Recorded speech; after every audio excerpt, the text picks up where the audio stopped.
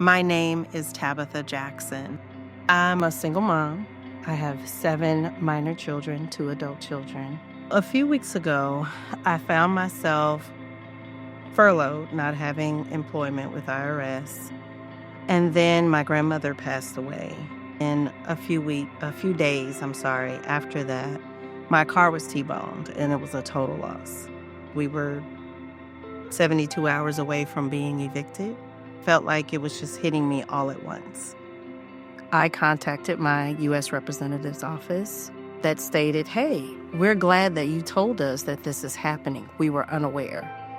We're going to, tap into some resources and get back with you. And that's when I got a call from Pastor Doug James. That's the turning point where he said, we're going to come alongside you. We want you to know that God loves you and we're here for you.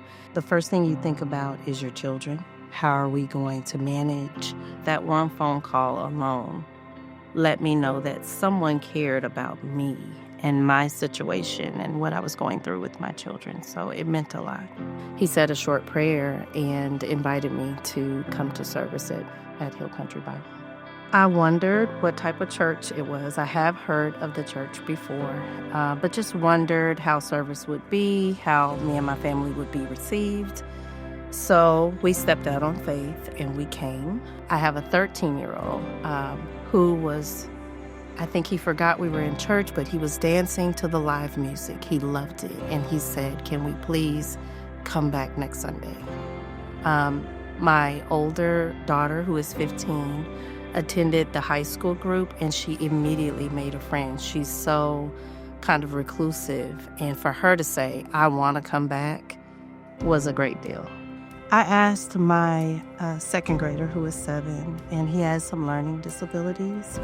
I asked him, what did you learn today, Messias? And he said, we learned about God.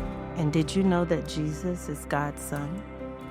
I have gone to women's Bible study, and I was really amazed because you're able to learn different scriptures, and then you break off into small groups and you get to connect. And that's very meaningful for me. It's so good to the point to where my 20-year-old wants to join Bible study, and she's excited about coming to Hill Country Bible.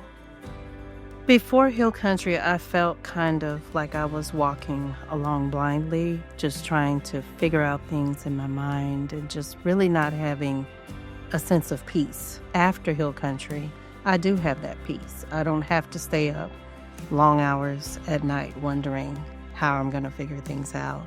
I think as far as giving, you're always supposed to have Thanksgiving in your heart. And benevolence is a part of that, because when you're giving, you're also sowing a seed into that person, into those children, into that experience.